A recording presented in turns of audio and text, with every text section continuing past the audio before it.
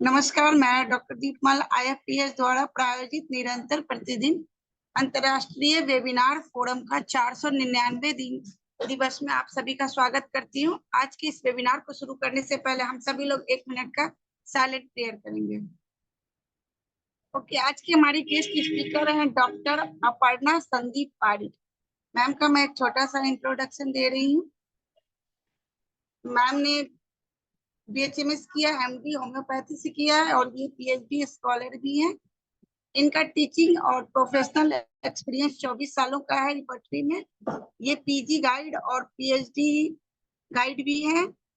ये PG guide Nashik में है और Hahnemann college of homeopathy London UK की भी है और PhD गाइड है नासिक की। इन्होंने बहुत सारे अचीवमेंट भी उपलब्ध किए हैं। इन्हें गोल्ड मेडल मिला है BHMS में और 3rd पोजीशन इनको मिला है PhD एंट्रेंस एग्जाम में। ये best contribution in the institution का भी इनको ऑनर किया गया है और यंग अचीवमेंट अवार्ड भी मिला है बेंगलुरु में। इन्हें होमियो गौरव सम्मान 2023 में भी मिला है और noble Indian eminent professor award 2024 में मिला है होम्योपैथी रिपर्टरी पर। वुमेन आइकन अवार्ड 2024 में women's world record and awards of international की तरफ से भी इन्हें 2024 में मिला है और ये 2nd रैंक सिक्योर किया state level research competitive organised by MUHS से। इनके नेशनल और इंटरनेशनल 21 पेपर पब्लिश्ड हो चुके हैं। इनके बुक भी पब्लिकेशन हुए हैं। Solving emotional issues naturally through 38 flower remedies पे। ये एक रिसोर्स पर्सन भी है जिन्होंने 50 लेक्चर से भी ज्यादा स्टेट लेवल पे, नेशनल लेवल पर और इंटरनेशनल लेवल पे इन्होंने अपने लेक्चर्स डिलीवर्ड किए हैं। और इनका आज का विषय है बांझपन और होम्योपैथी। So doctor Aparna Sandeep Parik ma'am, आपका IFPS मंच पे बहुत बहुत स्वागत है। Over to you ma'am. Thank you, Deepmala ma'am, for such a short introduction because I like it. मुझे पसंद है ऐसा मेरा छोटा सा इंट्रोडक्शन। सबसे पहले मैं धन्यवाद बोलना चाहूंगी मृदुल साहनी सर को, जिन्होंने मुझे ये अपॉर्चुनिटी दी, ये अवसर दिया कि मैं अपना ज्ञान जो है, जो नॉलेज है, आप सबके साथ शेयर कर सकूं। एक्चुअली पढ़ाने के साथ साथ मुझे प्रैक्टिस में भी बहुत इंटरेस्ट है और मैंने इनफर्टिलिटी पे बहुत वर्क किया है। तो आज मैं आपको थोड़ा सा जानकारी इनफर्टिलिटी के बारे में और उसमें मैंने जो मेडिसिन यूज करी है, जो क्लिनिकल केसेस मैंने ठीक किए हैं और मेरा जो रिसर्च था, जो अभी मैडम ने कहा कि कंपटीशन में 2nd प्राइज लिया है, वो मेरा रिसर्च था, वो भी पेपर मैं आपको प्रेजेंट करूंगी इधर। तो अभी हम शुरू करते हैं कि एक्चुअली ये जो पावर पॉइंट है जो मैं आपके साथ शेयर करूंगी, Hindi typing is very difficult. Hindi में उसे टाइप करना बहुत मुश्किल होता है। आपको दिख रहा है मेरा power point? Yes yes ma'am, दिख रहा है। तो रहेगा इंग्लिश में, पर मैं आपको पूरा हिंदी में बहुत अच्छे से एक्सप्लेन करूंगी बिकॉज मैं हिंदी साइडर हूँ। तो अभी हम शुरू करते हैं हमारा आज का टॉपिक, जिसका की नाम है बांझपन और होम्योपैथी, जिसे कि इंग्लिश में कहा जाता है infertility approach through homeopathy. So everybody knows, सब जानते हैं। अगर मैं बीच बीच में इंग्लिश बोलूँ ना तो मुझे प्लीज आप रोक दीजिएगा, पहली बार हिंदी में लेक्चर ले रही हूँ। तो सब लोग जैसे जानते हैं, हम थोड़ा सा ब्रीफ में बताएंगे कि ये इनफर्टिलिटी होती क्या है। तो सबको पता है कि बांझपन क्या होता है। जब एक कपल होता है, जब वो कंसीव नहीं कर पाता है, कंसीव करना यानी कि गर्भ धारण नहीं कर पाती है फीमेल और प्रेग्नेंट नहीं हो पाती है, तो उसे इनफर्टिलिटी कहते हैं। ऐसी ये जो इनफर्टिलिटी है, ये जो बांझपन है, इसके 2 प्रकार होते हैं। पहला जो प्रकार है उसका नाम है प्राइमरी इनफर्टिलिटी, जिसमें कि शादी के 12 महीने तक अगर पर्सन ट्राई कर रहे हैं, कोशिश कर रहे हैं प्रेग्नेंट होने की, फीमेल कोशिश कर रही है, तो अगर 12 महीने तक वो प्रेग्नेंट नहीं हो पाई है तो उसे कहते हैं प्राइमरी इनफर्टिलिटी।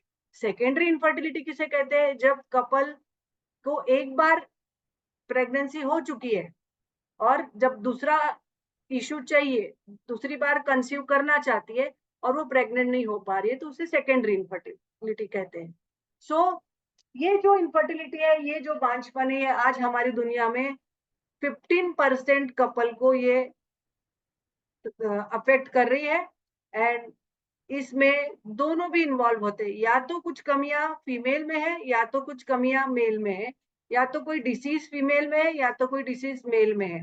पर अगर हमने इसका सही तरीके से इलाज किया, जल्दी ट्रीटमेंट लिया, तो कपल जो है वो बहुत जल्दी कंसीव कर सकते हैं और उनको हेल्दी बेबीज भी हो सकते हैं। सो अभी मैं अगर स्टैटिस्टिक्स पे जाऊं तो ये इनफर्टिलिटी का जो रेट है, बांझपन का जो स्तर है, वो पिछले 50 सालों में बढ़ गया है। हर 6 कपल में से एक कपल को कंसीव करने में, प्रेग्नेंट होने में लेडी को प्रॉब्लम्स आ रहे हैं, और उनमें से 33% फीमेल फैक्टर्स होते हैं जो कि फीमेल में प्रॉब्लम होती है, 33% जो होते हैं वो मेल में प्रॉब्लम होती है, और बचे हुए 33% जो होते हैं उनका दोनों का कॉम्बिनेशन होता है, या तो मेल में या तो फीमेल में।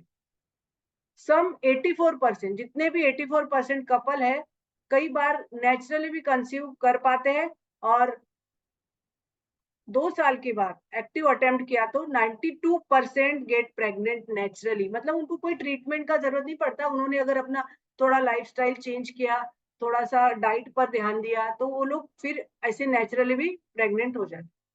सो क्या इनफर्टिलिटी के, बांझपन के क्या लक्षण है, क्या साइन है, ये एक हम छोटे से पिक में देखेंगे, थोड़े से छोटे से पिक्चर में, इसको मैं बाद में एक्सप्लेन करती हूँ। तो सबसे पहले क्या लक्षण दिखते हैं एक फीमेल के अंदर, एक औरत के अंदर? तो कई बार तो ये पता भी नहीं चलता है कि हमारे अंदर या पेशेंट के अंदर इनफर्टिलिटी है। एक ये हो गया कि असिम्प्टोमेटिक, लक्षण नहीं है। दूसरा, उनके जो पीरियड्स होते हैं, जो उनकी माहवारी होती है, वो बहुत हैवी होती है और दर्द दर्द से भरी होती है।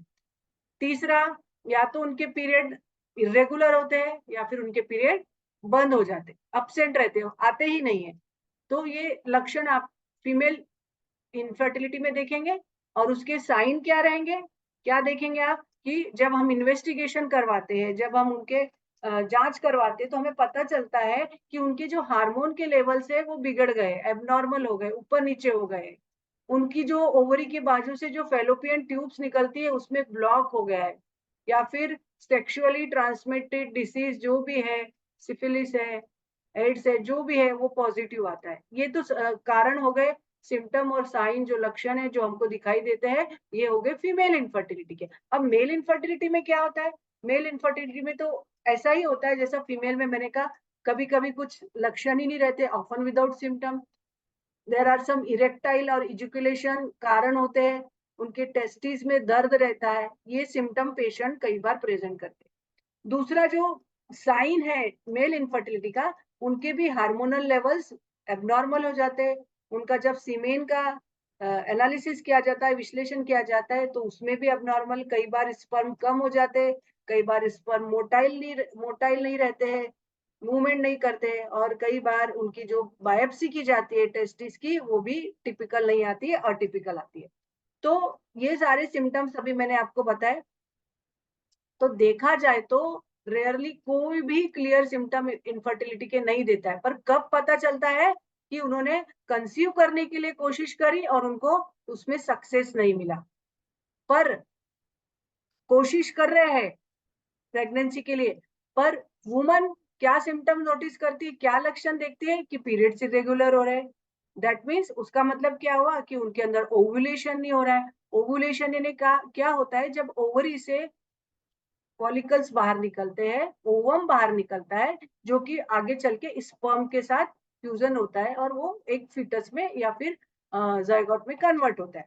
तो उनके पीरियड्स क्या होते हैं, या तो इरेगुलर रहते हैं, अपसेंट रहते हैं, हैवी रहते हैं, पेनफुल पीरियड्स रहते हैं। तब हम कह सकते हैं कि वुमेन ये नोटिस कर रही है सिम्टम्स, और उसके साथ उसको इनफर्टिलिटी भी हुई है। मेल्स में क्या रहेगा, उनके भी सेक्सुअल फंक्शन डिस्टर्ब हो जाएंगे, जो भी मैं थोड़ी देर पहले बोला, इरेक्टाइल डिसफंक्शन होगा, इजेकुलेशन के इश्यूज होंगे, लिबिडो लॉस हो जाएगा, और उनके टेस्टिस में पेन या दर्द महसूस होगा। सो ये सारे साइंस अभी मैंने आपको बताए, वो एक पिक्चर में थे और वही सारे साइन आपको इधर मैंने रिटर्न में लिख के बताए कि हार्मोनल लेवल बदल जाएंगे। थायराइड एक और बहुत बड़ी बीमारी चली है आजकल, जिसमें फीमेल्स का ज्यादा करके थायराइड लेवल हाई हो जाता है या फिर लो हो जाता है। तो ये भी एक मुख्य कारण है कि फीमेल्स प्रेग्नेंट नहीं हो पाती है। और जब उनका स्क्रीनिंग करते हैं तो एसटीडी पॉजिटिव आता है। फेलोपियन ट्यूब्स मैंने आपको थोड़ी देर पहले बोला, वो फेलोपियन ट्यूब्स में अगर ब्लॉकेजेस है तो वो भी कारण हो सकता है। तो ये सारे वुमेन के कुछ कॉज है और मैन के कुछ कॉज है। तो हम देखेंगे कि ये कॉज को दूर करके हम होम्योपैथी से कैसे एक फीमेल को प्रेग्नेंट कर सकते हैं। तो हम देखेंगे अभी आगे कॉज क्या है इसके। अभी थोड़ी देर पहले हमने देखा फीमेल के कॉज आपको इधर दिखाई दे रहे हैं। एक रिव्यू करते हैं फिर से, देखिए आप, ओव्यूलेशन के प्रॉब्लम, ट्यूबल के प्रॉब्लम, यूटेराइन प्रॉब्लम, मेल में स्पर्म के प्रॉब्लम, हार्मोनल के डिसऑर्डर, और एक बहुत इंपॉर्टेंट बात है जेनेटिक डिसऑर्डर। जेनेटिक डिसऑर्डर्स होते हैं जो उसमें भी एक फीमेल प्रेग्नेंट नहीं हो पाती है अगर मेल के अंदर कोई जेनेटिक डिसऑर्डर हो तो। ये सारे हमने अभी थोड़ी देर पहले ये सारे एबनॉर्मल इवोल्यूशन होता है, इस पे मैं आपको ज्यादा बोलूंगी क्योंकि मेरा रिसर्च का टॉपिक यही था। ओव्यूलेशन प्रॉपर नहीं होता है, फॉलिकल्स नहीं बनते, फॉलिकल का साइज इंक्रीज नहीं होता है, तो इस वजह से भी फीमेल प्रेग्नेंट नहीं हो पाती। तो ये ओव्यूलेशन का जो कॉज है ना, इसका परसेंटेज कितना है इनफर्टिलिटी में, 40% कॉज जो है वो एबनॉर्मल ओव्यूलेशन का है, और इसी पर मैंने सबसे ज्यादा वर्क किया है। और ये जो अंडरलाइन कॉज है कि अबनॉर्मल ओव्यूलेशन हो रहा है, हार्मोनल इम्बैलेंस हो रहा है, कैसे होता है, कुछ हेल्थ की कंडीशन हो जाती है उस वजह से भी होता है। आपने एक बहुत बड़ी बीमारी है उसका नाम सुना होगा जो ज्यादा करके गर्ल्स में पाई जाती है, फीमेल्स में पाई जाती है, जिसे कहा जाता है पॉलीसिस्टिक ओवरी सिंड्रोम। तो ये पॉलीसिस्टिक ओवरी सिंड्रोम में फॉलिकल्स कैसे सिस्ट में कन्वर्ट हो जाते हैं और वो फॉलिकल्स मैच्योर नहीं होते, इस वजह से भी लोगों को इनफर्टिलिटी का प्रॉब्लम हो जाता है। और हार्मोनल में एक हाइपर प्रोलैक्टिनीमिया, इस वजह से भी कई लोगों को प्रेगनेंसी कंसीव करने में प्रॉब्लम होता है। अभी रिप्रोडक्टिव के ऑर्गन्स कुछ डैमेज हो जाते हैं, जो मैंने आपको पहले ही बताया कि ट्यूब ब्लॉक हो जाती है, प्रॉपर इम्प्लांटेशन नहीं होता यूट्रस में, और जो स्पर्म होते हैं वो एक तक नहीं पहुंच पाते हैं। तो ये जो इनफर्टिलिटी के काजेस है ये बहुत कॉमन है। एंडोमेट्रियोसिस एक कंडीशन होती है यूट्रस के अंदर, पेल्विक इन्फ्लामेटरी डिसीज, अगर कोई वहां पे पेल्विक में कुछ इन्फ्लामेशन हो गया है, और सेक्सुअली ट्रांसमिटेड डिसीज। और इसके अलावा भी एनाटॉमिकली देखा जाए तो, स्ट्रक्चरली देखा जाए तो कई बार ऐसा होता है कि एनाटॉमिकल एबनॉर्मलिटीज जो होती है यूट्रस के अंदर, सर्विक्स के अंदर स्पेशली, वो सर्वाइकल म्यूकस को स्पेशली अफेक्ट करती है। तो सर्वाइकल म्यूकस का काम क्या है, एम जो स्पर्म होते हैं उसको ट्रांसपोर्ट करना और एग के पास लेके जाना। तो कई बार ऐसा हो जाता है कि सर्विक्स में कुछ प्रॉब्लम हो जाते हैं तो वो इम्प्लांटेशन एग का रुक जाता है, और इस वजह से मिसकैरियज के प्रॉब्लम और कुछ बहुत सारे प्रॉब्लम सर्विक्स की वजह से भी हो जाते हैं। तो मैन में क्या कॉजेस है, थोड़ी देर पहले हमने देखा, हाँ ये बहुत इंपॉर्टेंट कॉजेस है मैन में, कि उनके जो स्पर्म होते हैं are mainly rooted in abnormal production. तो ये स्पर्म एबनॉर्मल बनते हैं, उनका ट्रांसपोर्ट नहीं होता है, स्पर्म बराबर फंक्शन नहीं करते हैं, और उनके काउंट पे भी इफेक्ट होता है, उनका शेप प्रॉपर नहीं होता है, वो मोबाइल नहीं होते हैं, मोटिलिटी नहीं रहती है। तो कौन कौन सी कंडीशन है जिसमें ये सब होता है, वेरिकोसील, जेनाइटल में कुछ ट्रॉमा इंजुरी हो गई है, अगर एसटीडी से ग्रस्त है कोई मेल, उनको डायबिटीज है, और भी कई स्पेशल डिसीजेस है। ऐसी डिसीज में स्पर्म की एबनॉर्मलिटी की वजह से एक फीमेल प्रेग्नेंट नहीं हो पाती। कुछ हार्मोनल इम्बैलेंस है, टेस्टोस्टेरॉन, ये टेस्टोस्टेरॉन जो होता है वो मेल में पाया जाता है। तो ये टेस्टोस्टेरॉन है ऐसा जो स्पर्म को प्रोड्यूस करता है, सेक्स ड्राइव को स्टिमुलेट करता है और इरेक्शन को मेंटेन करता है। अगर ये टेस्टोस्टेरॉन का लेवल बराबर नहीं है तो भी एक मेल की वजह से फीमेल प्रेग्नेंट नहीं हो पाती। कुछ जेनेटिक सिंड्रोम होते हैं, जैसे कि एक आपने सुना होगा क्लीनफेल्टर सिंड्रोम। ये सिंड्रोम ऐसा सिंड्रोम है जिसमें कि एक एक्स्ट्रा एक्स क्रोमोसोम पाया जाता है मेल के अंदर, और उस वजह से भी एक मेल की वजह से, मेल कॉज की वजह से फीमेल प्रेग्नेंट नहीं हो पाती। Another one is cystic fibrosis होता है, अगर जेनाइटल प्रॉपर डेवलप नहीं हुए तो ये भी एक इनफर्टिलिटी का कॉज हो सकता है। तो these are all which we have seen, जो अभी हमने जस्ट देखे हैं। पर मैं आपको थोड़ा सा इसमें ये बताना चाहूंगी कि ट्रीटमेंट्स भी रहते हैं, लाइफस्टाइल चेंजेस करेंगे तो भी प्रेगनेंसी हो सकती है, विटामिन के सप्लीमेंट्स खाएंगे, हर्बल सप्लीमेंट्स खाएंगे, एंड लार्जली इसका ट्रीटमेंट जो बाकी पैथी करती है, specially in the allopathic medicine, they give medicine, वो मेडिसिन देते हैं और कई बार सर्जरी की भी जरूरत पड़ती है। तो ये पिक्चर से आप काफी कुछ समझ जाएंगे कि मेल इनफर्टिलिटी में साइन क्या होते हैं, सिम्टम्स क्या होते हैं, उसके कॉजेस क्या है। अब मैंने सारा कुछ को एक्सप्लेन किया है। तो ये थोड़ा सा मेरा ब्रीफ इंट्रोडक्शन था कि मेल इनफर्टिलिटी क्या होती है और फीमेल इनफर्टिलिटी क्या होती है। अब इसके ट्रीटमेंट के बारे में हम बात करेंगे कि हमारे बाकी ट्रीटमेंट तो सही है, पर हमारी होम्योपैथी में क्या इसका ट्रीटमेंट है। तो बहुत सारे केसेस में ऐसा देखा गया है कि ये जो इनफर्टिलिटी की ट्रीटमेंट है, ये अंडरलाइन कॉज को हमने अगर दूर कर दिया, किस कॉज की वजह से ये इनफर्टिलिटी हो रही है, तो उस वजह से भी कई बार बगैर दवा के ही पेशेंट फीमेल प्रेग्नेंट हो जाती है। तो क्या क्या होता है, अगर लाइफस्टाइल को एडजस्ट किया, बॉडी मास के इंडेक्स को हेल्दी बनाया, क्योंकि obesity is also one of the cause. Obesity की वजह से, मोटापे की वजह से भी कई फीमेल प्रेग्नेंट नहीं हो पाती है। न्यूट्रिशन प्रॉपर लिया, स्मोकिंग को छोड़ दिया, अल्कोहल पीना छोड़ दिया, रोज एक्सरसाइज करी, अपना स्ट्रेस कम किया योगा और मेडिटेशन से, तो ये सारी चीजें फॉलो करके भी कंसीव किया जा सकता है, प्रेग्नेंट हुआ जा सकता है, बगैर किसी दवा के, बगैर किसी मेडिसिन के। पर ये सब करने के बाद भी अगर एक फीमेल प्रेग्नेंट नहीं हो रही है, तो हमारे पास एक अल्टरनेटिव मेडिसिन कहते हैं, पर मैं इसे अल्टरनेटिव नहीं कहूंगी बिकॉज आई लव होम्योपैथी। तो there are several homeopathic medicine which are available, जो कि अवेलेबल है होम्योपैथी में, जो पेशेंट को, एक फीमेल को प्रेग्नेंट कर सकती है। तो हम ट्रीटमेंट को दो प्रकार से देखेंगे। सबसे पहले तो हम इंडिविजुअलाइजेशन करेंगे, हर एक पेशेंट का इंडिविजुअलाइजेशन करेंगे। अभी आप सारे डॉक्टर से, होम्योपैथी के डॉक्टर है, सबको पता है इंडिविजुअलाइजेशन क्या है। तो ये किस पे फोकस करता है, किस पे इम्फेसाइज करता है कि एक पर्सनल ट्रीटमेंट देना। सॉरी। तो एक होम्योपैथ क्या असेस करेगा, इंडिविजुअलाइजेशन, पेशेंट को इंडिविजुअलाइजेशन करेगा, उसका ओवरऑल हेल्थ कैसा है, वो इमोशनली कैसी है पेशेंट, आइदर मेल और आइदर फीमेल, उसका लाइफस्टाइल कैसा है, सेडेंट्री लाइफस्टाइल है, मोटापा है, ओबेज है, तो उस हिसाब से पेशेंट की मेडिसिन डिसाइड करेंगे, इंडिविजुअलाइज करेंगे। कुछ पर्टिकुलर स्पेसिफिक सिम्टम है क्या रेमेडी को अच्छे तरीके से ढूंढने के लिए, ये भी हम देखेंगे। सबसे पहले मैं डिस्कस करूंगी जी।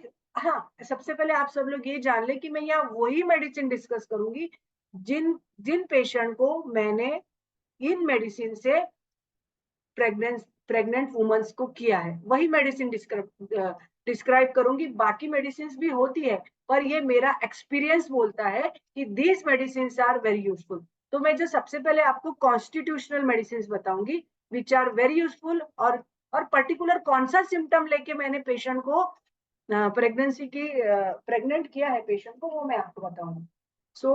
सबसे पहले हम देखते हैं सीपिया। सबको पता है सीपिया इज अ फीमेल रेमेडी। तो ये फीमेल रेमेडी मैंने बहुत सारे पेशेंट को दी। वो है feeling of heaviness in the pelvic area. वो पेशेंट आते थे और बोलते थे हमको भारी भारी लगता है नीचे हमेशा, और जब भी मैं उनकी रिपोर्ट देखती थी तो उनका हार्मोनल इम्बैलेंस रहता था, प्रोलैक्टिन रहा, या फिर आपको सारे हार्मोन्स पता होंगे, कौन कौन से हार्मोन्स हम लोग इसमें चेक करते हैं। प्रोलैक्टिन हो गया और ल्यूटिनाइजिंग हार्मोन हो गया, ये सारे हार्मोन जब हम चेक करते हैं, फॉलिकुलर स्टिमुलेटिंग हार्मोन हो गया। तो जब हम सारे हार्मोन देखते हैं तो ये सारे हार्मोन इम्बेलेंस रहते हैं। तब ये पेशेंट जब ऐसे मेरे पास आई तो सीपिया देने पर वो पेशेंट बहुत जल्दी ही कंसीव कर पाई विद इन 4 और 5 मंथ्स। तो अभी मैं आपको एक बात बता दूं, ये कॉन्स्टिट्यूशनल रेमेडी के साथ साथ जो मैंने रिसर्च किया है वो आगे की स्लाइड में आएगा। तो मैंने कॉन्स्टिट्यूशनल तो दिया ही दिया, पर जो मैंने ज्यादा करके फॉलिकुलर स्टडी पे जो वर्क किया है उसमें मैंने अलग दवा दी है, जो आपको आगे की स्लाइड में दिखाई देगी। Natrum mur is also female remedy and very good result, बहुत अच्छे रिजल्ट है। ये भी पेशेंट, जिन पेशेंट को इमोशनल इश्यूज होते हैं, और उनका इमोशनल इशू रिलेटेड किससे होता है, स्पेशली इनफर्टिलिटी से। और जिनकी हिस्ट्री है कि जो उन्होंने जिंदगी में बहुत दुख देखा है, उनके इमोशनल इशू कभी रिजॉल्व ही नहीं हुए, ऐसे पेशेंट को नेट्रमूर की खुराक देने पर वो फीमेल प्रेग्नेंट जरूर होती है। नेट्रमूर वेरी गुड रेमेडी।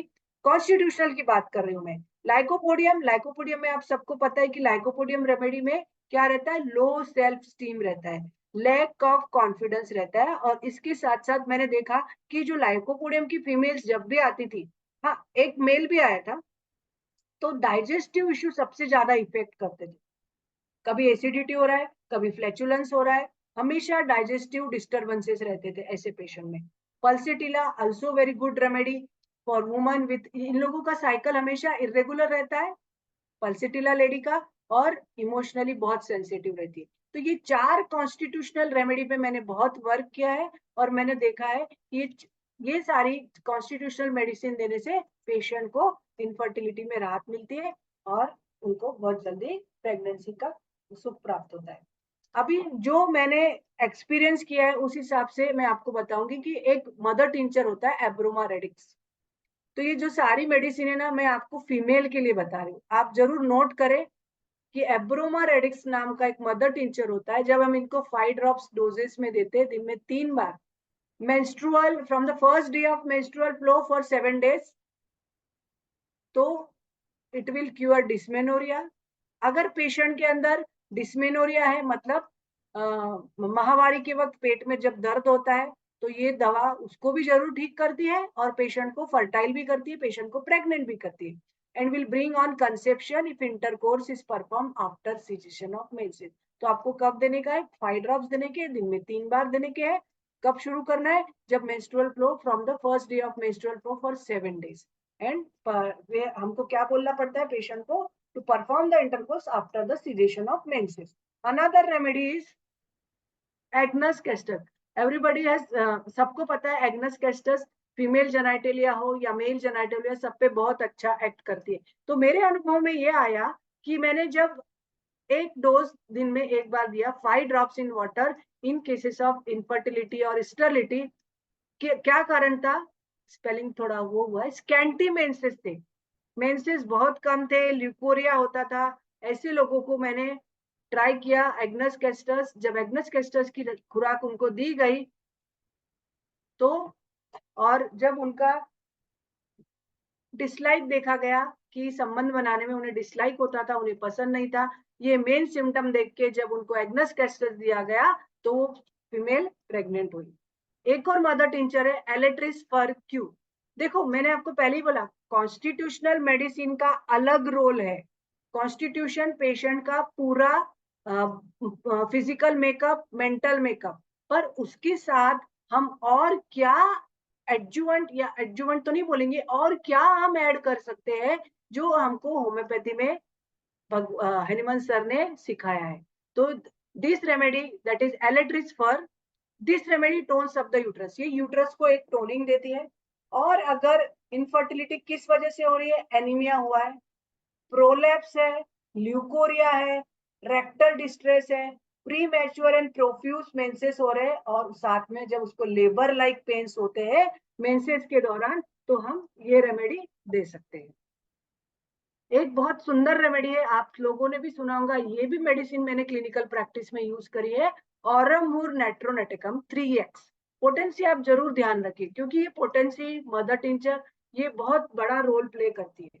तो इनफर्टिलिटी अगर कोई ऑर्गेनिक डिफेक्ट्स की वजह से है, मतलब यूट्रस में कुछ डिफेक्ट है, प्रोलेप्स हो गया है और सर्विक्स हार्ड हो गई है, मतलब यूट्रस के अंदर अल्सरेशन हो गया है, वजाइना के अंदर अल्सरेशन हो गया है, और यूट्राइन मेम्ब्रेन जो भी अंदर होता है, यूट्रस के अंदर जो 3 मेम्ब्रेन होते हैं, अगर वहां पे इन्फ्लामेशन हो गया है तो, और पेशेंट इनफर्टिलिटी की केस है, तो आप ऑरमूर नेट्रोनेटिकम 3x यू कैन, आप पोटेंसी डिसाइड कर सकते हैं। अभी जैसे 3x है तो आप TDS दीजिए, आप दिन में 3 बार दे सकते हैं। और बाकी कोई भी, मैं आपको एक बता दूं कि कोई भी इनफर्टिलिटी के केस में आप, जब मैंने पहले केस में तो आपको बताया कि आपको कब देने का है, पर ये बाकी जो रेमेडीज मैं आपको बता रही हूँ ना, always start the medicine on the 10th day of menses. Menses के 10वें दिन से आप मेडिसिन शुरू करें और 16वां दिन जब होता है, जब फॉलिकल मैच्योर हो जाता है, तब तक आप उसको 7 डेज तक जब ये मेडिसिन देंगे, then follicles will develop. Whatever problem है, जो भी प्रॉब्लम रहेगी वो प्रॉब्लम जरूर सॉल्व होती है, पर विथ अगर आप इसे पॉजिटिव एनर्जी के साथ देंगे। और एक रेमेडी, 2-3 रेमेडी और डिस्कस करूंगी, फिर हम मेल इनफर्टिलिटी पे आएंगे। तो बोरेक्स नाम का रेमेडी भी आपने सुना है। ये क्या करता है बोरेक्स रेमेडी? बहुत जल्दी कंसेप्शन कराता है, करेक्शन कराता है डिसीज जो भी है मेंसेस के साथ। ल्यूकोरिया जब होता है बोरेक्स पेशेंट को, तो लाइक एग अंडे का कैसा व्हाइट होता है वैसा, और वो बहुत गर्म रहता है। और यही कारण फीमेल में होता है कि स्पर्म मोबाइल नहीं हो पाते। क्यों मोबाइल नहीं हो पाते, क्यों ऊपर नहीं जा पाते? क्योंकि उनका जो ल्यूकोरिया रहता है ना, बहुत गर्म रहता है, और उस वजह से जो स्पर्म होते हैं वो मोबाइल नहीं हो पाते। एक कॉन्स्टिट्यूशनल रेमेडी के साथ साथ एक कॉन्स्टिट्यूशनल रेमेडी और एक्सप्लेन करती हूँ, कैल्किरिया कार्ब। कैल्किरिया कार्ब में आपको सबसे ज्यादा ओबेसिटी दिखाई देगी, पर मैंने जो स्पेशल एम्फेसिस देके कैल्किरिया कार्ब से फीमेल को प्रेग्नेंट किया, that is infertility with copious menses and increase of fat in the abdomen. इनके एब्डोमेन का फैट बहुत इंक्रीज होता है।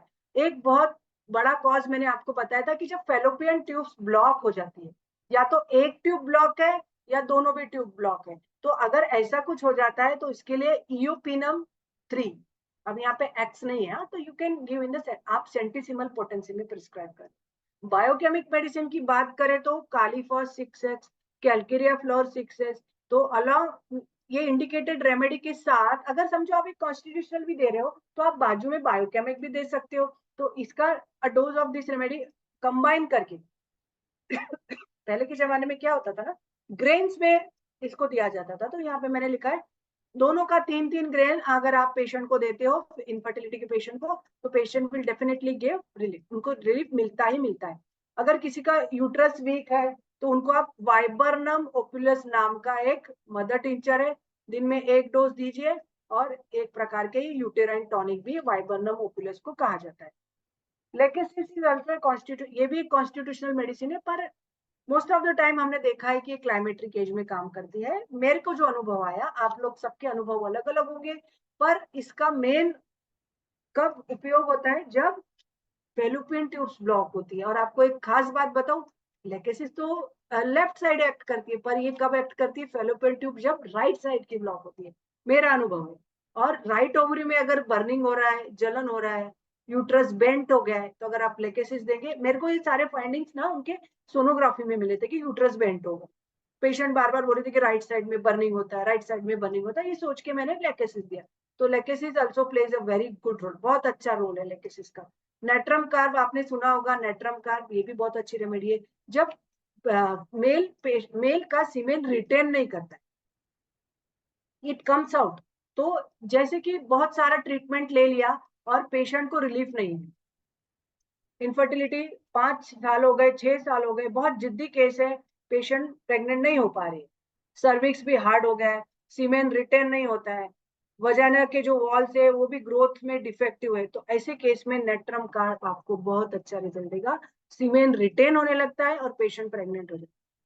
फास्फोरस है, फास्फोरस में पेशेंट को, फीमेल को बहुत एक्सेसिव सेक्सुअल डिजायर होता है, मेंसेस जल्दी आते हैं पर कम रहते हैं, स्कैंटी रहते हैं और काफी दिनों तक रहते हैं, यूट्रस में पॉलिप होता है, और फास्फोरस का जो डिस्चार्ज होता है ना, कोरोसिव, छिलने वाला, वट एवर डिस्चार्ज, जो भी discharge patient experiencing either menses और द, या तो फिर महामारी के वक्त जो ब्लड डिस्चार्ज हो रहा है वो, या फिर सफेद पानी ग्लूकोरिया जो जाता है वो। सो उसके अलावा एक और मेडिसिन है प्लेटिनम, प्लेटिनम मेट, इसमें सेक्सुअल डिजायर इंक्रीज होता है, ओवरीज में पेन होता है, यूट्रस में ल्यूकोरिया पाया जाता है, तो प्लेटिनम नाम का जो दवा है वो भी इसमें बहुत इफेक्टिव है। एक और रेमेडी है जिसको हम बोलेंगे सबल सेरुलता, आप सबने सुना होगा सबल सेरुलता। इसमें क्या होता है, ओवरीज इनलार्ज हो जाती है और दर्द होता है, उस रीजन में दर्द होता है। ये जो फीमेल होती है, इनके जो स्तन होते हैं वो सूख जाते हैं, श्रंकन हो जाते हैं, और इनकी जो सबल सेरुलता की जो फीमेल्स होती है उनका देखना आप ज्यादा करके, शादी जिनका लेट हुआ रहता है, और लेट होने की वजह से क्या हो जाता है कि उनका सेक्सुअल डिजायर जो था वो आके सप्रेस्ड हो जाता है, और या फिर कि out of the right way जाके उन्होंने कुछ गलत काम किया है और उस वजह से कंसेप्शन को अवॉइड किया है, कुछ पिल्स ले लिए या फिर कुछ गलत काम करके उन्होंने प्रेगनेंसी को रोका है। तो इस वजह से भी सबल सेरुलता ऐसे पेशेंट में ज्यादा करके काम करती है। और सीपिया का मैं आपको एक्सप्लेन कर चुकी। एक सिम्टम मैं आपको बताऊंगी, सीपिया पेशेंट जब मेरे पास आए कुछ, तो वो कहते थे कि वजाइना से कुछ तो भी हवा निकलती, हवा निकलती। तो ये एक सिम्टम मैंने बहुत प्रॉपरली नोटिस किया कि व्हेनेवर दे मेड रिलेशन, जब भी उन्होंने रिलेशंस बनाए तो उसके बाद एक फ्लैटस जैसा कुछ उनकी वजह, वो पिक्यूलियर सिम्टम था। और आपको बाकी सीपिया के सिम्टम्स तो पता ही है कि बियरिंग डाउन सेंसेशन होता है, डिसलाइक फॉर इंटरकोर्स होता है, थायराइडिज्म, अगर किसी को हाइपोथायराइडिज्म है तो आप थायराइड का जो भी डिफेक्ट है तो ये रेमेडी भी हम लोग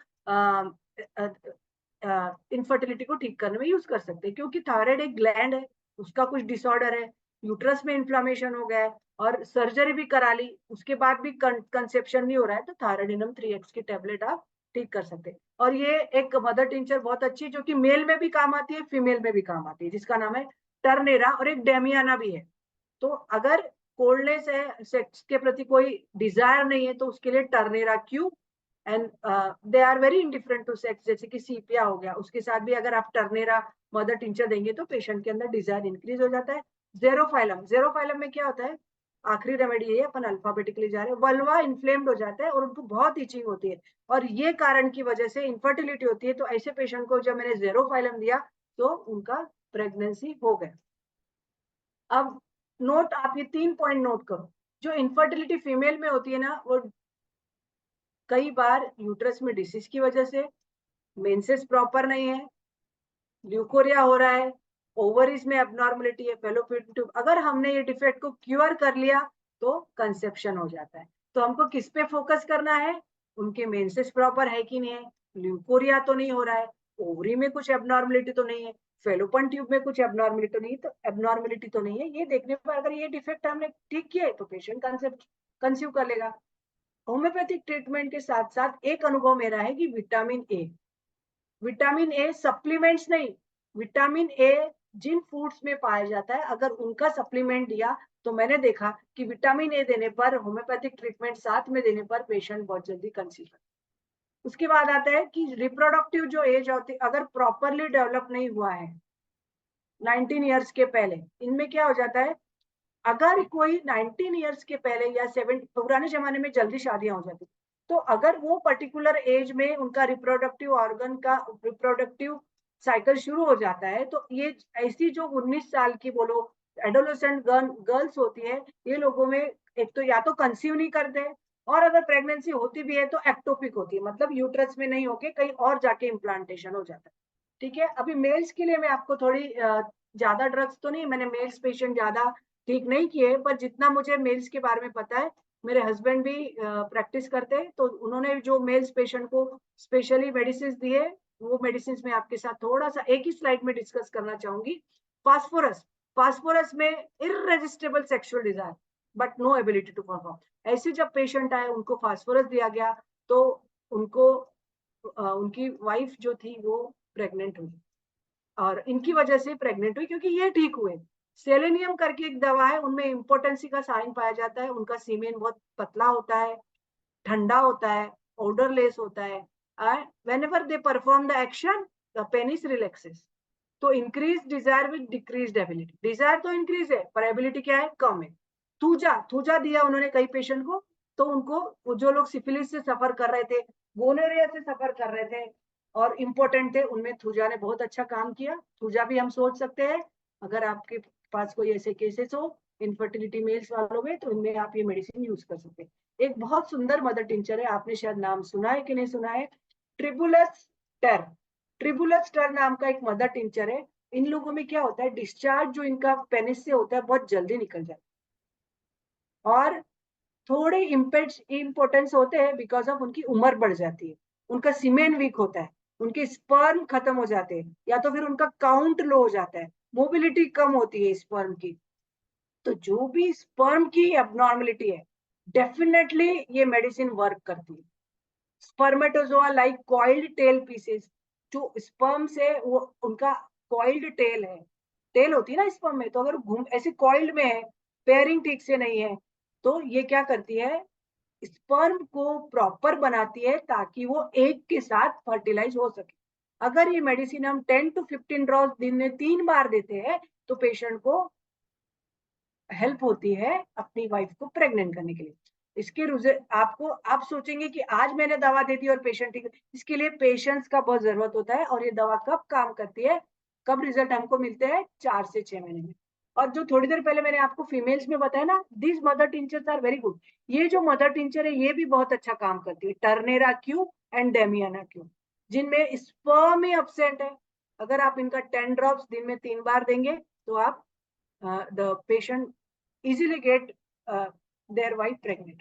तो मैंने जब रिसर्च वर्क किया तो मैंने पाया कि एक रेमेडी है जिसका नाम है, आपको मेरा रिसर्च वर्क में 10 मिनट में एक्सप्लेन करती हूँ, थोड़ी देर में 8:30 तक ये हो जाएगा। तो जो फॉलिकुलिनम 200 नाम का एक मेडिसिन मैं आज आपको एक्सप्लेन करूंगी, जो क्या करता है, फॉलिकल्स की ग्रोथ करता है। मैंने पाया जब मेरे पास इनफर्टिलिटी के पेशेंट आते थे, वो बताया कि हम लोग ने एलोपैथी के पास बहुत ट्रीटमेंट लिया, हमारे फॉलिकल्स की ग्रोथ ही नहीं होती। तो फॉलिकल्स की ग्रोथ करने के लिए मैडम आप कुछ दीजिए। तो मैंने काफी स्टडी करके पता किया कि ये फॉलिकुलम नाम का एक सारकोड है। सब जानते हैं, अलग अलग सोर्सेस है फार्मेसी में, तो उस नोजोड्स के साथ हम एक सारकोड भी पढ़ते हैं, उसका नाम है फॉलिकुलम। और ये फॉलिकुलम जो है, इसका मैंने रिसर्च किया, मैंने काफी पेशेंट कलेक्ट किए, और 20 to 40 इयर्स की एज में जो भी पेशेंट मेरे पास आए, उनके मैं सिर्फ आपको थोड़ा बहुत 4 केसेस डिस्कस करूंगी। यही मेरा रिसर्च पेपर है। तो ये फॉलिकुलम से बहुत सारे पेशेंट को रिलीफ हुआ। तो आपको डेफिनेशन पता है, ये मैं इसलिए बता रही हूँ आपको कि मैंने देखा कि जो 36 to 44 फीमेल थी, ये इतने परसेंटेज की फीमेल का कॉज क्या था, उनका ओव्यूलेशन प्रॉपर नहीं था, उनका ओव्यूलेशन डिसफंक्शन था।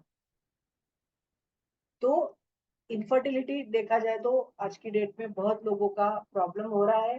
मैंने पहले ही कहा 6 कपल में से आपको एक कपल इनफर्टाइल मिलेगा, और 36 से 44% जो वुमन मिलेगी उनका ओव्यूलेशन डिस्टर्ब रहेगा। सो अभी क्या रोल प्ले करता है, आपको पता है, हमारी ओवरी में फॉलिकल्स होते हैं, फीमेल की ओवरी में फॉलिकल्स होते हैं। अगर उनकी ग्रोथ प्रॉपर नहीं है, वो मैच्योर नहीं है रिप्रोडक्टिव सिस्टम में, तो इस वजह से क्या होता है कि मैच्योर एग जब निकलता है ना ओवरी से, जब अंडा जब ओवरी से निकलता है, तब वो प्रॉपरली मैच्योर नहीं होता। और हमको क्या चाहिए, स्पर्म को प्रॉपरली मैच्योर एग चाहिए। फॉलिकल का ग्रोथ नहीं होता है तो फर्टिलाइजेशन नहीं होता है। अगर ये फर्टिलाइजेशन नहीं हुआ तो पेशेंट क्या हो जाती है, इनफर्टाइल हो जाती है। तो ओवरीज क्या करती है, फेल हो जाती है मैच्योर एग को रेगुलरली रिलीज करने में। तो ये जब मैंने रिसर्च किया तो ये स्टडी में मैंने देखा कि सीरीज ऑफ केसेस, मैं आपको सिर्फ 4 केसेस एक्सप्लेन करूंगी जहां पे फॉलिकुलम 200 देने से पेशेंट प्रेग्नेंट हुए, फीमेल प्रेग्नेंट हुई। अब आपको पता होना चाहिए कि फॉलिकुलम 200 क्या है, ये कहाँ से बनता है, हेल्दी टिश्यू और सिक्रेशंस ऑफ द बॉडी। सारकोड आपको पता है, सारकोड कैसे बनते हैं, जब हेल्दी टिश्यू या फिर बॉडी से जो सिक्रेशन होते हैं उससे बनाए जाते हैं। और कई बार कॉन्स्टिट्यूशनल मेडिसिन नहीं देके भी अगर आप फॉलिकुलम 200 दिए तो भी पेशेंट प्रेग्नेंट हो सकती है।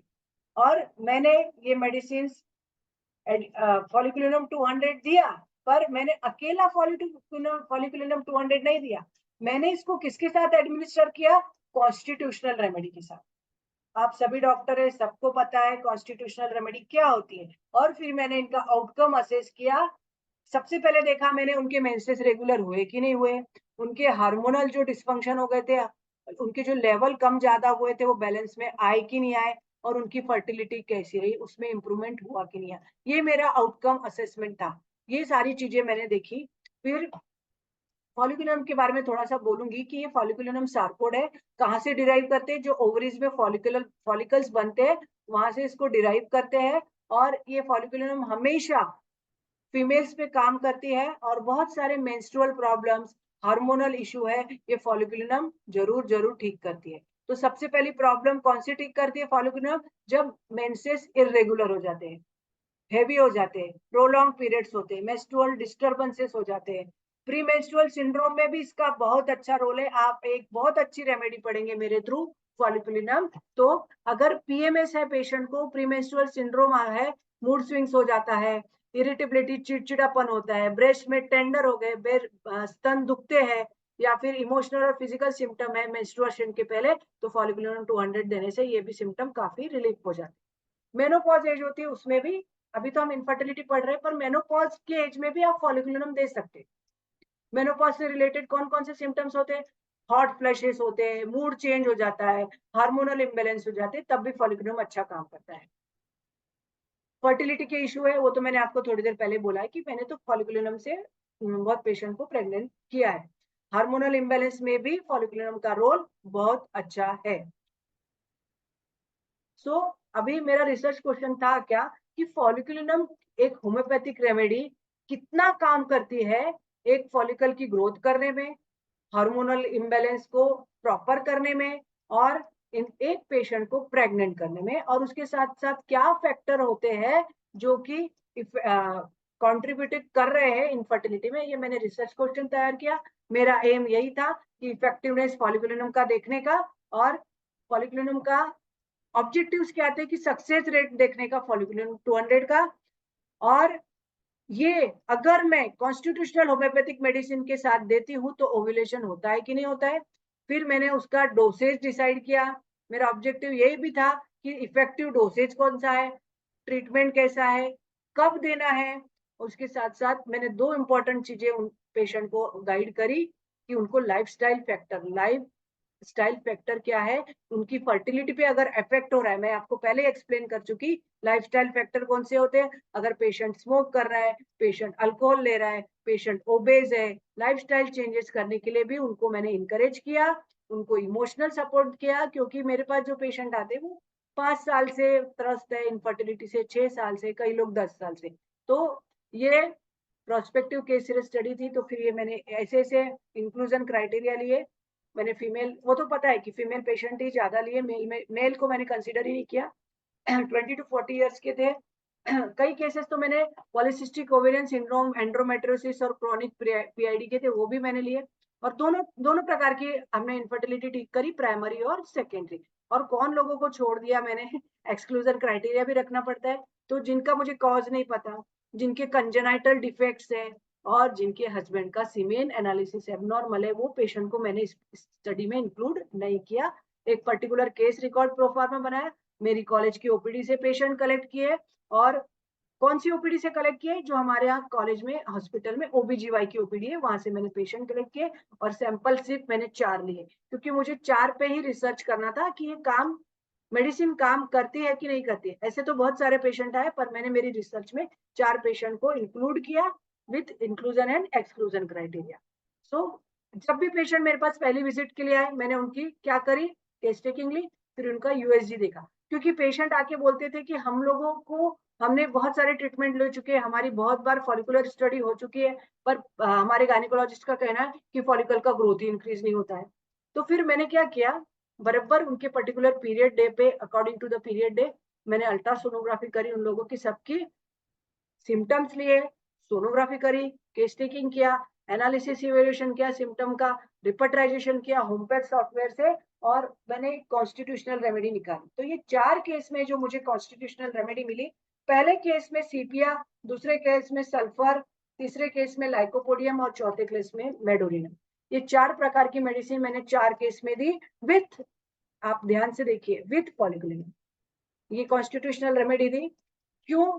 क्योंकि मुझे पता था ये चारों केस में फॉलिकल की ग्रोथ नहीं हो रही, फॉलिकल की ग्रोथ नहीं हो रही है।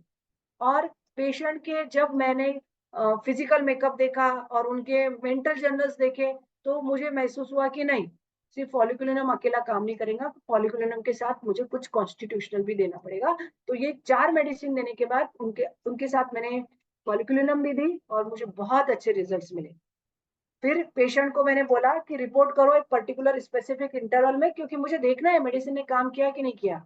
और फिर मैंने सिम्टोमेटोलॉजी से और फिर यूएसजी फाइंडिंग से उनके फॉलिकल की ग्रोथ देखी।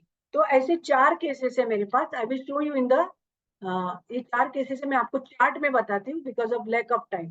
तो ये 4 पेशेंट थे, एक का एज था 35, second is 28, third one is of 25 and fourth one is of 32। ये 4 प्रकार के केसेस थे। उसमें से जो पहली पेशेंट थी वो सेकेंडरी इनफर्टिलिटी की थी, जब मतलब उनको पहले एक इशू था और ये सेकेंड प्रेगनेंसी चाह रहे थे, और ये केस में मैंने उनको सीपिया रेमेडी दी। मैंने आपको जैसे बताया ना कि सीपिया, उसके बाद सल्फर, लाइकोपोडियम और मेडोनियम।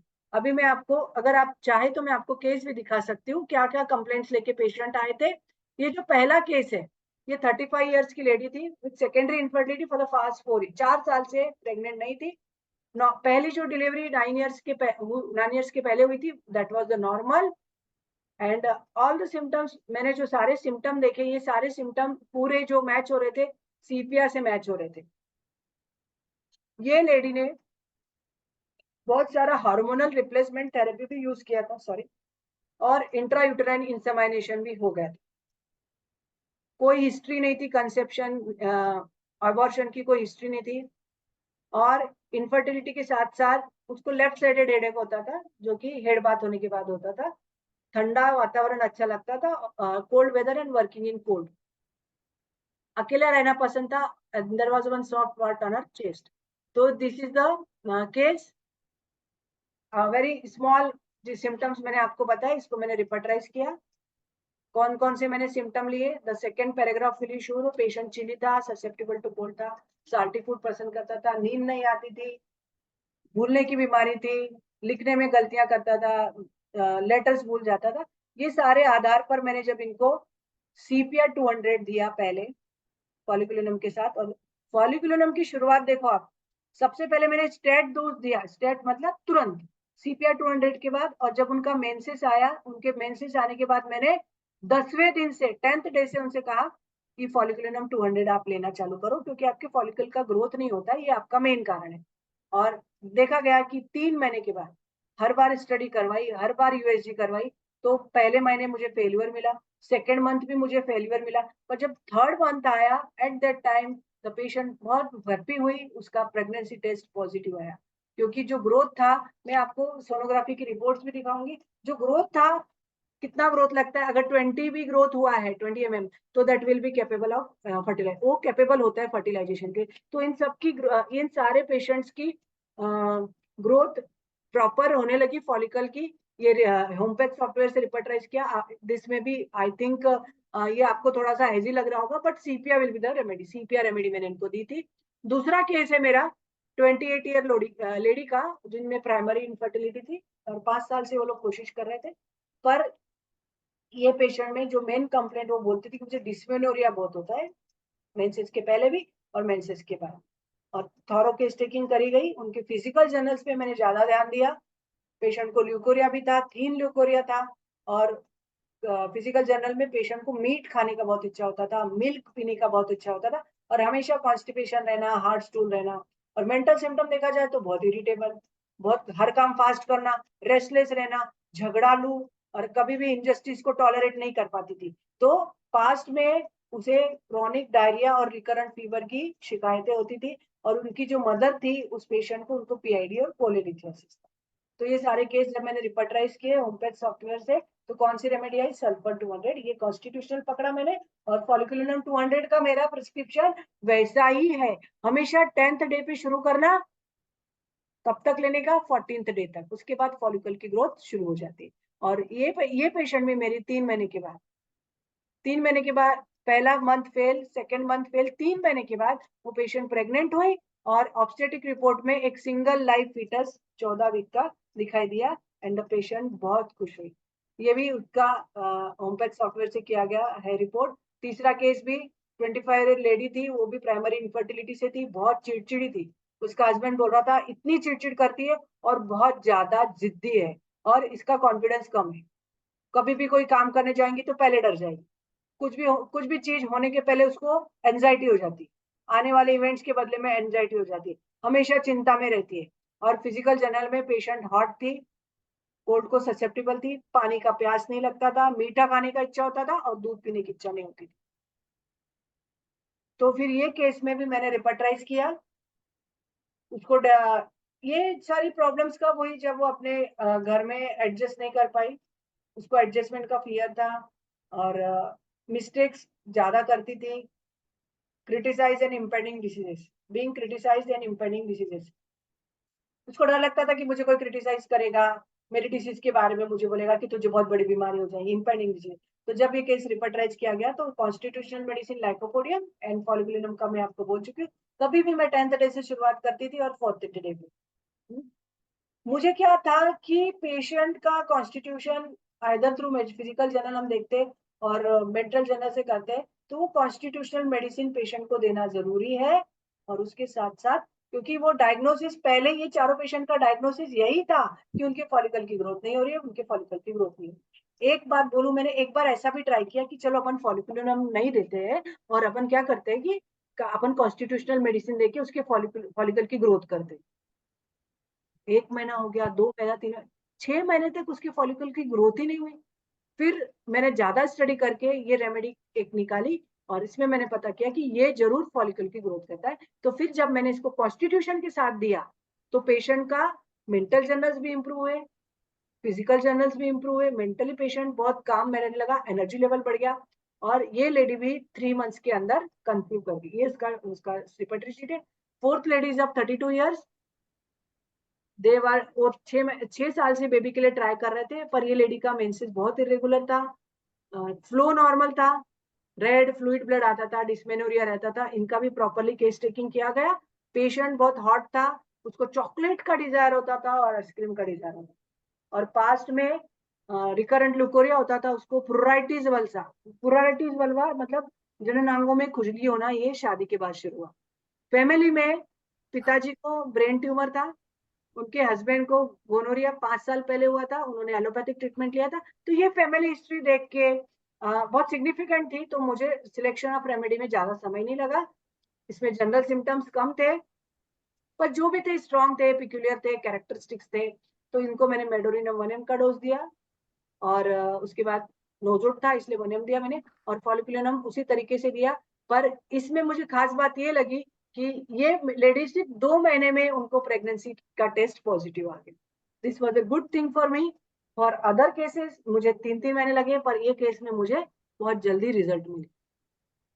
तो इनका ये शीट है, ये इनका चार्ट है, ये इनकी सोनोग्राफी रिपोर्ट्स है। केस 1 में आप बिफोर और आफ्टर देखेंगे, केस 2 में देखेंगे आप बिफोर और after, case 3 and case 4 you can see the follicles are matured.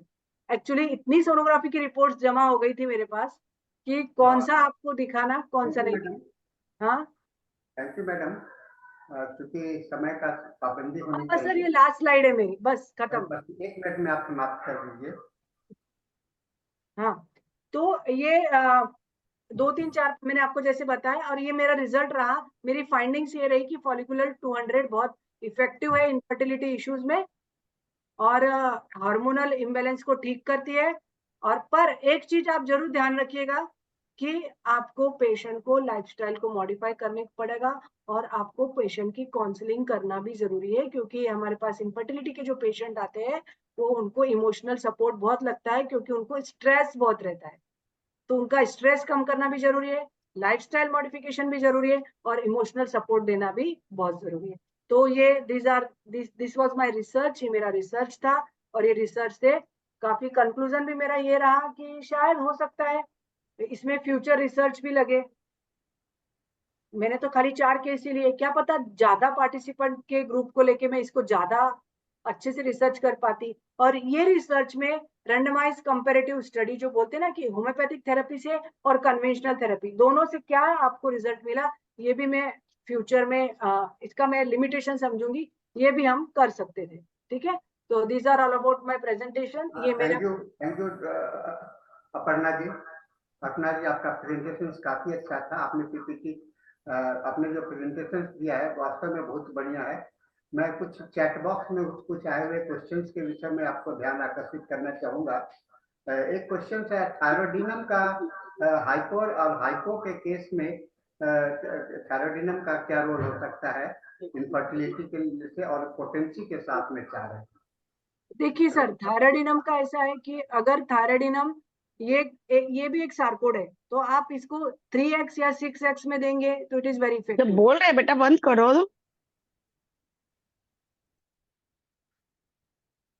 Hello, am I audible? Yes yes ma'am, you are yes you are audible ma'am. हाँ, तो सर दीपमाला जी इनको बोलने दीजिए, जवाब दे रही हैं। हाँ, तो मैंने कहा ना, जैसे कि थायराइडिनम आप 3x या 6x में, जो देखिए सर, ऐसा है कि सबके अपने अपने अनुभव होते हैं। ये मेरे अनुभव के हिसाब से मैंने आपको दवा सारी एक्सप्लेन करी है। मे भी आप दूसरी पोटेंसी से भी शुरू कर सकते हैं, पर मेरे को जो अनुभव मिला वो 3x और 6x से, थायराइडिनम 6x या 3x से अगर आप इसको कंटिन्यूस 10 डेज देंगे तो भी आप पेशेंट को रिजल्ट मिलते हैं। Thank you madam, thank you madam. और एक सवाल था, ये था, मैं इस पर मैं आपको जवाब देने की जरूरत नहीं है, विनोद कुमार सिंह का। ये विनोद कुमार सिंह, मैं इस पर जवाब देना चाहूंगा। ये इनका जो पेपर है वो रिसर्च रिलेटेड है, इसलिए ऑर्गेनिज्म का फॉल्ट कोड करने की आवश्यकता नहीं है। दूसरी बात, आपने जो रेमेडी का विस्तृत जानकारी देने का, तो इन्होंने केस रिपोर्ट में सारे चीज का जानकारी दिया, रिपोर्टोरियल शीट भी लगाया है, वो काफी बेहतरीन है। और अंत में मैं डॉक्टर राम प्रवेश शाह का मैसेज है कि बहुत ही बधाई हो डॉक्टर अपर्णा संदीप मैडम, बांझ पर और होम्योपैथी पर बहुत खूबसूरत के साथ में साधारण ढंग से वैज्ञानिक तरीके से सारी बातों को समझाते हुए होम्योपैथिक दवा के लक्षण पर भी अनुभव बताए।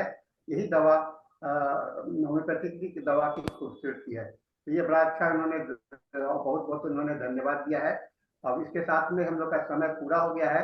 मैं दीपमाला जी को रिक्वेस्ट करूंगा कि कृपया, और एक बात मैं और निवेदन करना चाहूंगा, कल हम लोगों के लिए एक बहुत ही महत्वपूर्ण दिन है। हम लोग कल 500 दिन मना रहे हैं। आप सभी से आमंत्रित है कि आप सभी ज्वाइन कीजिए। अपर्णा जी आप भी कल आइए हम हाँ लोग का बिल्कुल सर, आऊंगी, इस बिल्कुल आऊंगी सर। हाँ जर्नी में, और अपने सभी साथियों को भी कहिए। मैं हाँ सर। दीपमाला जी से रिक्वेस्ट करूंगा कि कृपया आप इस सेशन को क्लोज करके डॉक्टर हुबर्ट को हैंड ओवर करेंगे। Yes yes sir, thank you very much ma'am. आपने बहुत ही खूबसूरती से इनफर्टिलिटी को बताया, और सबसे बड़ी बात कि आपने बार बार ये जो आप बोल रही थी कि कॉन्स्टिट्यूशनल रेमेडी जरूर देनी चाहिए, बिल्कुल सही। कॉन्स्टिट्यूशनल रेमेडी के साथ देने के बाद ही हम लोग थेरापीटिक पॉइंट ऑफ व्यू से जो भी मेडिसिन आप दे सकते हैं उस केस में अच्छा उसका रिजल्ट मिलेगा। So thank you once again ma'am. ऐसे ही आइए और अपना एक्सपीरियंस हम लोग के साथ शेयर कीजिए। अब हमारा हिंदी सेशन खत्म हो रहा है और इंग्लिश सेशन स्टार्ट होने जा रहा है।